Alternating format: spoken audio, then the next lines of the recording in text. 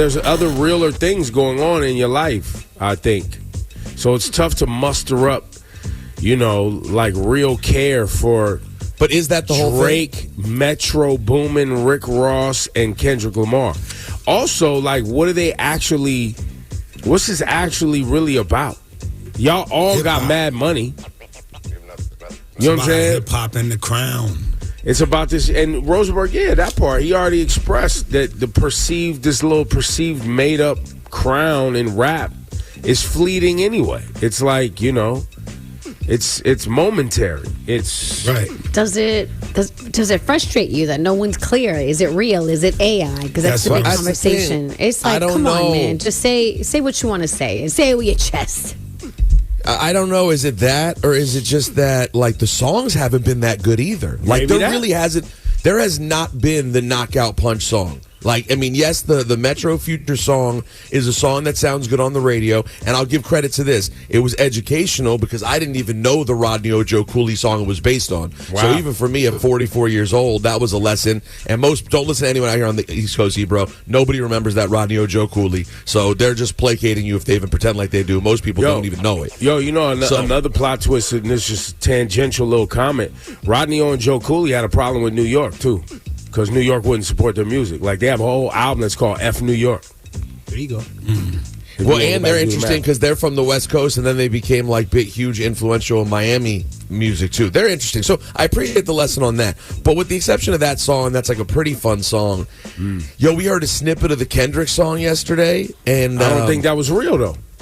Yeah, they're saying that's not real at all? AI. That's what's so annoying. Yeah, but that's the whole thing that makes it hard to follow and annoying if you're not really into the state of affairs this year. This I guess you're right. 'Cause I had someone like a day later, like a full 12 hours had passed, and be like, so is the Drake AI or real? I was like, oh, wait, people are just having an AI conversation? It's definitively real. But you're right. People don't know when they hear the words AI, and then they check out. And I just think the whole thing, for as big as the names are, the whole thing is kind of meh.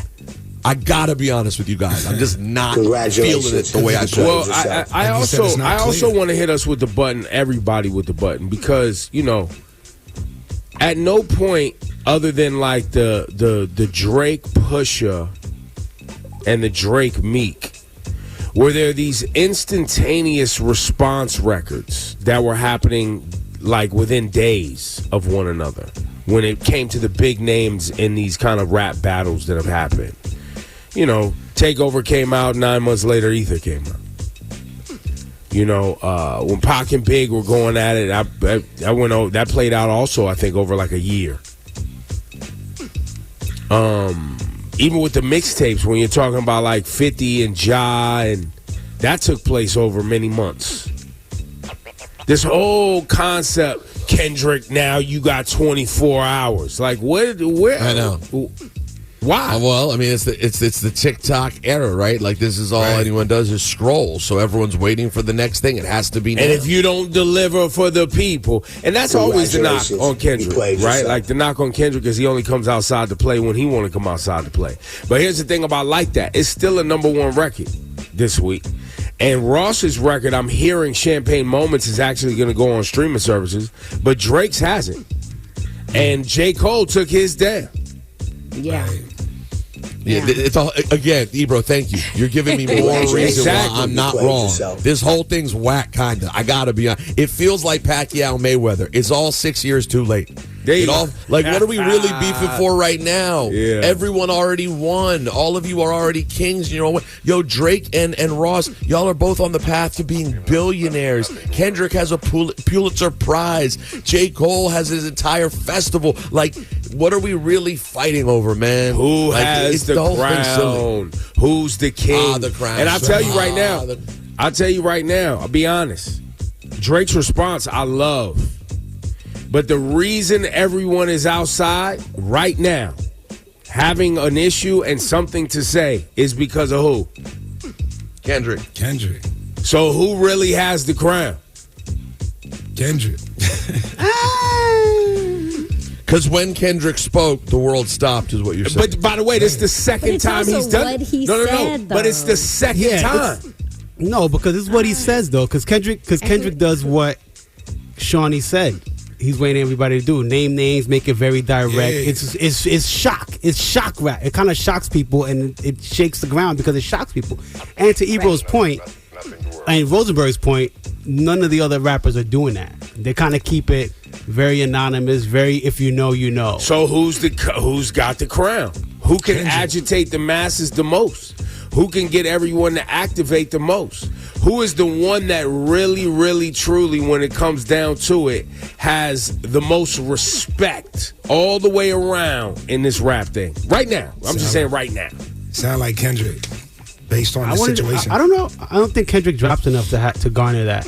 That's the only knock I would have on Kendrick. No, you might be right, but I'm just saying the name itself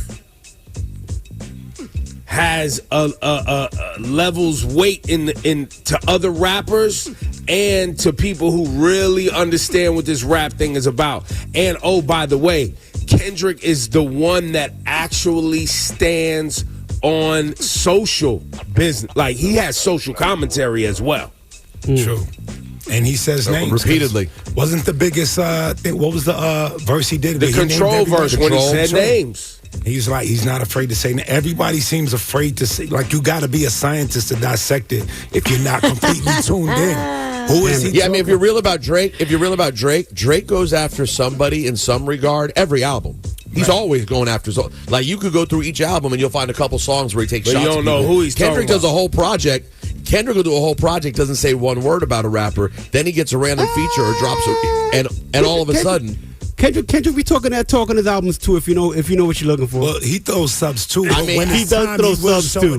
This last Drake record, he dissed like 6 people, and he didn't. I don't know who he's talking about. You mean like that? No, Drake's diss record. Oh, you know who we talking about, bro? Yeah, but you got this one. You know who we talking about. You want names?